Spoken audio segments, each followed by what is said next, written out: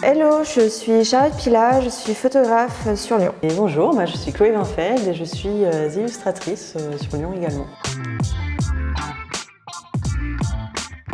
Alors, notre salle s'appelle Escale. On est vraiment parti de nos univers respectifs pour savoir un peu nos points communs. Parce qu'en fait, la particularité, c'est qu'on ne se connaissait pas avant. Donc on a pris le temps en fait, d'apprendre à se connaître et de savoir justement le point commun à nos deux univers. Et en fait, la thématique qui est ressortie, c'était vraiment la thématique du voyage. Ce qui nous intéressait aussi, c'est qu'on voulait parler de voyage, mais de ce rapport à un ralentissement en fait, du voyage. Et pour nous, l'escale, c'est ça, c'est être un peu entre deux eaux, entre hors du temps, hors de l'espace. Voilà, ouais, c'est ça.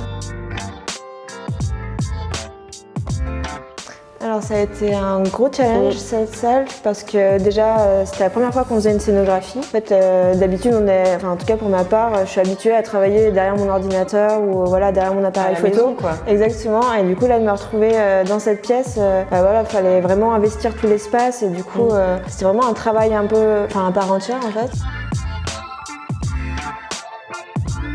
On a appris plein de choses techniques, on a appris plein de conseils, on a fait des super rencontres. On a aussi appris à un peu lâcher prise et en fait à avancer et à penser de manière plus globale en fait. Même s'il y avait beaucoup de choses sur lesquelles on devait travailler, en fait on ne peut pas travailler de la même façon que quand on est chez soi sur un petit format, ou un format plus petit ou sur un seul support. Là, il faut savoir un peu lâcher, être moins, paradoxalement moins dans le détail en fait au final. Il y avait des taches de peinture un peu partout dans le musée et en fait c'était de la peinture rose et en fait comme notre pièce est rose, en fait on a tout de suite été désignés coupables par tout le monde. Donc tout ce qui était rose généralement, ça venait de nous. Charlotte et Chloé. On veut rétablir la vérité quand même, c'est pas nous qui C'est pas nous. C'est pas nous. Déjà la satisfaction d'être à deux parce qu'on a pu vraiment se soutenir quand il y avait une petite baisse de motivation. D'abord on prendrait des grosses vacances. Ouais c'est ça, on te répond dans 3 mois et on le referait mais peut-être avec moins de mètres carrés. Ouais, genre 2. 3-4 ça serait bien. Les grosses difficultés, c'était des difficultés techniques en fait.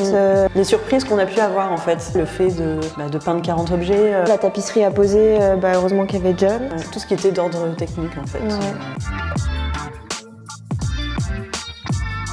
Du coup, l'architecture du bâtiment, ça n'a pas été la base de notre réflexion. Ça nous a vraiment par contre poussé à faire quelque chose d'ambitieux, quelque chose de grand. On ne s'est pas inspiré de l'histoire en fait, du musée des tissus ou de l'architecture, mais c'est vrai que d'investir en fait des lieux de cette envergure, de cette superficie, ça nous a poussé à nous surpasser. En fait, oui, on voulait vraiment être à la hauteur.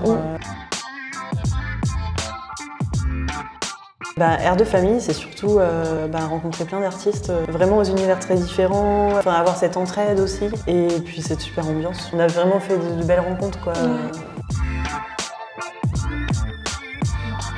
Je trouve ça vraiment génial de pouvoir donner une seconde vie aux objets. Je trouve ça aussi intéressant le fait que ça sensibilise les gens en fait à venir donner leur objet. Je pense que ça leur permettra de voir ces objets du quotidien sous un angle différent. Pour moi, c'est vraiment des gens passionnés en fait. On a tous le même but, c'est vraiment de créer des belles choses. Et ce qui est super aussi avec Omar, c'est vraiment toute cette entraide qu'il peut y avoir entre artistes et justement de pouvoir bénéficier en fait des retours d'expérience de chacun et de pouvoir profiter en fait d'un regard nouveau sur notre travail ou en découvrir aussi d'autres. C'est vraiment très enrichissant.